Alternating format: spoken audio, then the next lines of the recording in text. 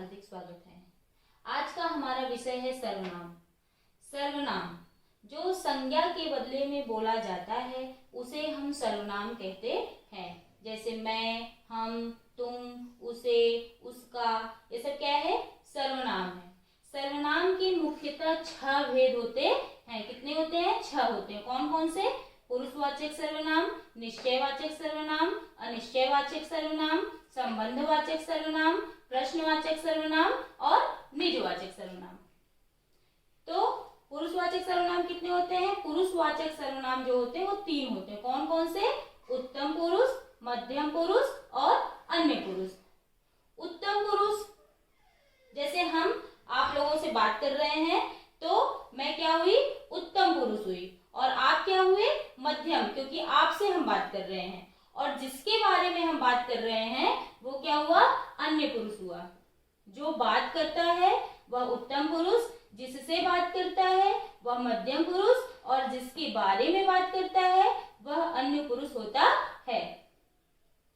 पुरुषवाचक सर्वनाम किसे कहते हैं? जो सर्वनाम किसी पुरुष के लिए प्रयोग में आता है उसे हम पुरुषवाचक सर्वनाम कहते हैं। जो सर्वनाम किसी पुरुष के लिए प्रयोग में आता है उसे हम क्या कहते हैं? पुरुषवाचक सर्वनाम कहते हैं। कौन कौन सा है? जैसे मैं, हम, ये सब क्या है? पुरुषवाचक सर्वनाम है।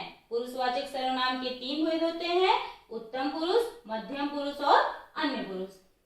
अगला सर्वनाम है निश्चयवाचक सर्वनाम।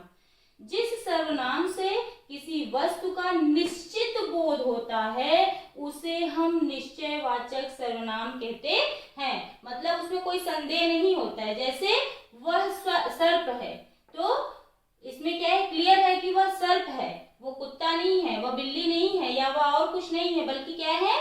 सर्प है। निश्चित है कि वह सर्प है, तो ये क्या हुआ? निश्चयवाचक सर्वनाम हुआ।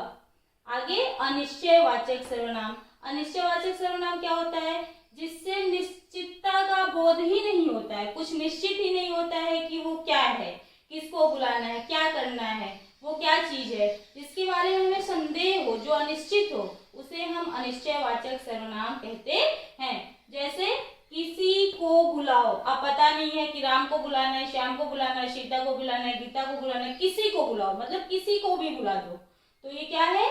अनिश्चयवाचक सर्वनाम है। उम्मीद करते हैं आप सभी को मेरी बात समझ में आ रही होगी। तो अगला सर्वनाम कौन सा है? संबंधवाचक सर्वनाम।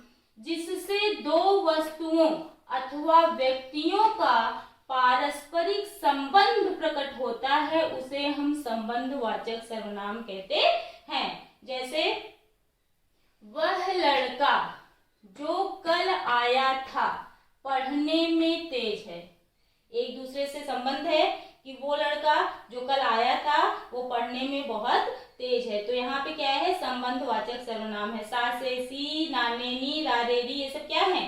संबंध प्रकट करते हैं। तो ये क्या है? संबंधवाचक सर्वनाम है। जिससे 2 वस्तुओं या व्यक्तियों का पारस्परिक संबंध प्रकट होता है उसी को हम संबंधवाचक सर्वनाम कहते हैं। अगला सर्वनाम है प्रश्नवाचक सर्वनाम।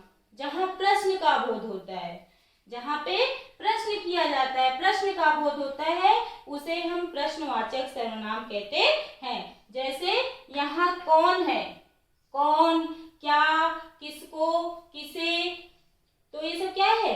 प्रश्नवाचक सर्वनाम है। जहाँ प्रश्न का बोध हो, जहाँ प्रश्न किया जाता है वह प्रश्नवाचक सर्वनाम कहलाता है। जैसे यहाँ कौन है, तो यहाँ क्या हो रहा है? प्रश्न किया जा रहा है, कौन है, पता नहीं है कि वो कौन है, प्रश्न किया जा रहा है, पूछा जा रहा है कि कौन है, तो ये क्या, कौन सा सर्वनाम हुआ? प्रश्नवाचक सर्वनाम हुआ। अगला 6वां सर्वनाम और अंतिम सर्वनाम कौन सा सर्वनाम है? निजवाचक सर्वनाम। निज मतलब होता है अपना। जिस सर्वनाम से कर्ता का बोध होता है उसे हम निजवाचक सर्वनाम कहते हैं। कर्ता कौन है? मैं, हम, हमें, उसे, उसका, ये सब कौन है? कर्ता है। आप, तो आप जैसा समझें करें, तो आप क्या हुआ? निजवाचक सर्वनाम हुआ।